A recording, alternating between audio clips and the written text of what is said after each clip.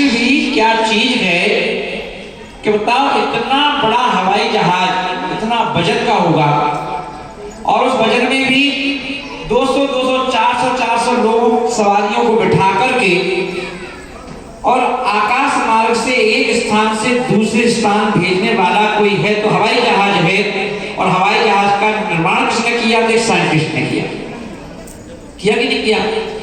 तो बोले कि एक व्यक्ति में इतना माइंड है कि अपन एक छोटा सा लोहे का 50 ग्राम का जो बांट होता है उसे अपन उछालो तो वो भी नीचे आ जाता है। और यहाँ पर हम देखेंगे कि इतना बड़ा हवाई जहाज और वो आकाश में उड़ रहा है, तो ये श्रेय किसको जाता है? तो साइंटिस्ट को जाता है। तो साइंटिस्ट महान है।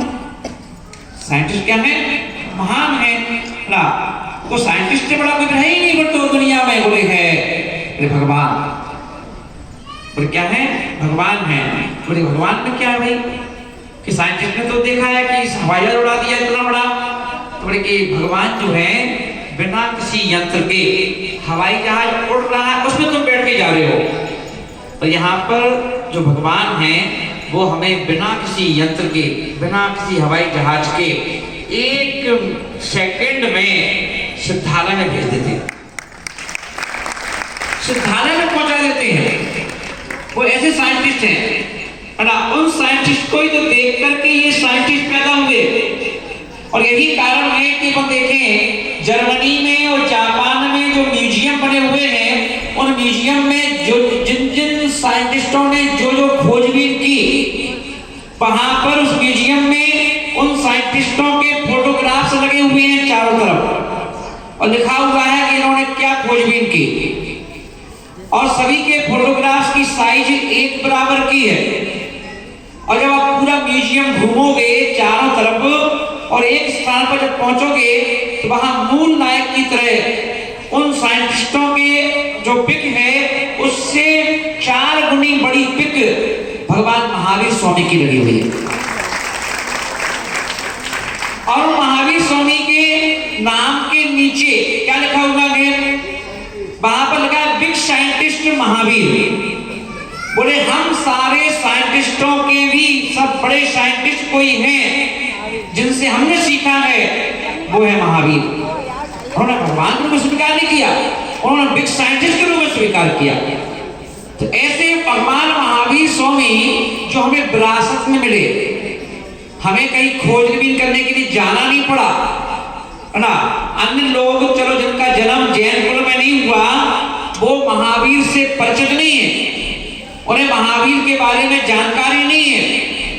पर हम लोगों ने तो क्या किया कि कितने भाग्यशाली हैं हम लोग, कितने पुण्यशाली हैं हम लोग कि हमारे लिए जन्म देने वाली कोई माँ है तो वो माँ है जो जैन कुल में जन्मी है। और जैन कुल में जैन कुल के संस्कारों को लेकर के उस माँ ने हम लोगों को 9 महीने पेट में रख करके और हम लोगों को जन्म दिया है। बस अंतर इतना है कि बिना मेहनत के कोई चीज मिल जाती है, हम उसकी कीमत नहीं कर पाते।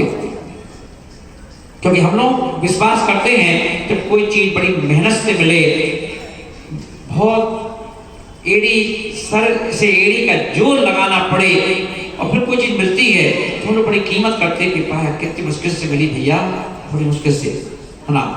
पहले मैं देखता था जब मैं घर पे था कि वो गैस की टंकी का ट्रक आता था तो ट्रक को देख के लोग भागना चालू कर देते थे। हाँ भाग रहे भाई, वो टंकी लेने के जा रहे, गैस की टंकी। कोई एक ट्रक आया है तो दूसरा ट्रक ना मालूम कब आएगा, 8 दिन बाद 15 दिन बाद, तो बोले कि है ना फटाफट भागो, वो टंकी लेके भाग रहा है।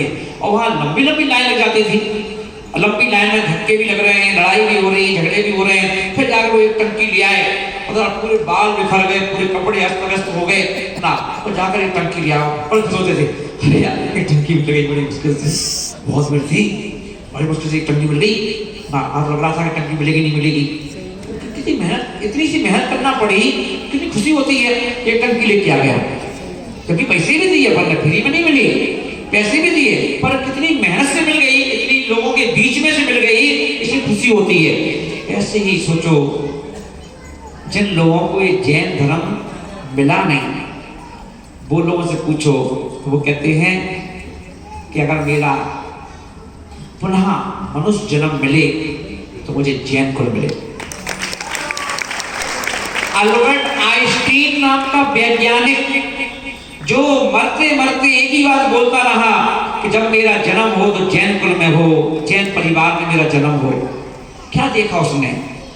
क्योंकि जितनी बारीकी से किसी चीज को कोई देख सकता है तो वो साइंटिस्ट है। क्योंकि अपन देखेंगे कि हम लोगों के पास जितने लोग हैं सबके पास एक माइंड है। अपन कहते हैं किसी के पास शार्प माइंड है ना, तो माइंड सबके पास है। शार्प हो ना हो ये अपन नहीं कह सकते, पर माइंड सबके पास है। पर अपन ये देखेंगे तो कहा गया कि हर व्यक्ति जो दुनिया में पैदा होता है वो अपने जीवन भर में जन्म से लेकर मृत्यु के दिन तक अपने माइंड को सिर्फ 2% यूज कर पाता है। 2% ओनली। उस 2% में पैदा भी हो गया, बड़ा भी हो गया, शादी भी हो गई, व्यापार भी हो गया, बच्चे भी हो गए, है ना, और मर भी गया। कितना यूज किया? बोले 2% से बस।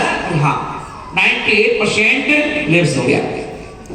अब वहां पर कहा गया कि 2% ही बस।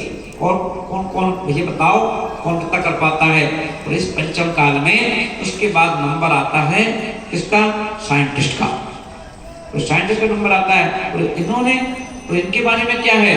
बोले कि देखो 100% में से ये भी 100% का यूज नहीं कर पाते हैं। भले पर इनकी खोजबीन देख लो, लिफ्ट बना दी वैज्ञानिकों ने ना, ये व्यक्ति मिनटों में ऊपर पहुंच जाता है। 20 मंजिल ऊपर पहुंचना हो, 50 मंजिल ऊपर पहुंचना हो, पलक झपकते ऊपर पहुंच जाते हैं, बिना सीढ़ी चढ़े, बिना हाफ आई पहुंचे ऊपर पर ना। तो बोले कि इतना साइंटिस्ट का कमाल है। बोले कपड़े हाथ से ना धोना पड़े, कितने कपड़े धोएंगे? वॉशिंग मशीन धो भी लो, सुखा भी देती है ना। क्या तरकीब निकाली उन्होंने? बोले बताओ ना, कितनी चीज खोजे की, आदि आदि बहुत सारी चीजें की खोजबीन की वैज्ञानिकों ने। बोले वैज्ञानिक जो होता है, वैज्ञानिक अपने जीवन में अपने माइंड का 5% यूज कर पाता है। आप तो 2% कर पाते हो, वो 5% और बढ़ा दिया होगा 5%।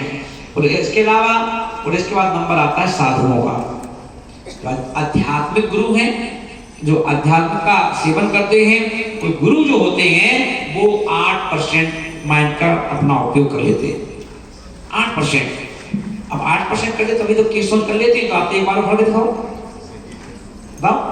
ना। तो ये पूरे बताओ, जो कभी जब तक साधु नहीं बने थे तब तक इन्हें भी अपने बालों की चिंता थी। और अब देखो साधु बनने के बाद इतना माइंड आगे बढ़ गया कि अपनी मूंछ, सबसे मर्म स्थान होता है ये वाला, है ना, और उस मर्म स्थान के बालों को भी उखाड़ उखाड़ कर फेंक देते, है ना। तो इतनी शक्ति कहाँ से आई, है ना? यहाँ से। अभी तो ये बहुत कम शक्ति ली है मैंने, 7-8% दी है। यदि 12-15% ले तो और कहाँ से कहाँ पहुंच जाए ना। बोले कि तो साधु कितने % में पहुंच जाता है राकेश जी? 8%। और बाकी इनका भी लेट हो जाता है। चतुर्थ काल के साधु जो है ना वो 50% ऊपर पहुंच जाते हैं। इतना यूज करते हैं क्योंकि वहां पर कोई संकल्प विकल्प ही नहीं है। और इसीलिए अपन देखें आज की डेट में 8% जो अपन लोग माइंड का उपयोग करते हैं साधु गण, तो फिर भी इनके लिए कह दिया गया कि चतुर्थ काल, अपन कभी कभी कंपेयर करते हैं ना साधुओं को, अपन कहते हैं कि चतुर्थ काल के मुनियों की बात ही अलग थी ना। तो अपन कहें चतुर्थ काल के श्रावकों की भी बात अलग थी। अपन क्या करते हैं, अपन तो श्रावक बनने का मन में विचार भी नहीं लाते हो, कम से कम ये साधु बन तो गए। सही बात है ना। कभी कभी अपन विचार तो करो कि हम लोग श्रावक तो बन जाएं, कभी विचार तो करो। अपन से आलू नहीं छूटता है, प्याज नहीं छूटती है। अजैन व्यक्ति जैन फूड का सेवन कर लेता है, पर जैन व्यक्ति जैन फूड का सेवन नहीं कर पा रहा आजकल। क्या बताओ, आप रात को आप खाएं 10 बजे, 12 बजे, 1 बजे, 2 बजे, आपको टाइम ही नहीं खाने पीने का, है ना। आप तो सब जगह खा लेते हो। बताओ, तो श्रावक नहीं बन पा रहे हम लोग जैन कुल में जन्म लेने के बाद। और ये कम से कम जैन कुल में जन्म लेके साधु तो बन गए। और आज हमने आधे सही पर आधे पूरे हो जाएंगे बाद में, पर कम से कम उस मार्ग को अपना तो लिया, चल तो पड़े उस मार्ग पर, है ना। पूरे 8% ना कहा गया। तो बोले चतुर्थ काल के मुनि राज और पंचम काल के मुनि राज में कंपेयर किया गया, तो बोले कि श्रेष्ठ कौन है?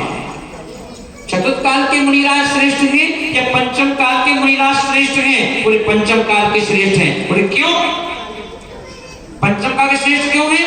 चतुर्थ काल के मुनि 4-4 महीने का उपवास करते थे।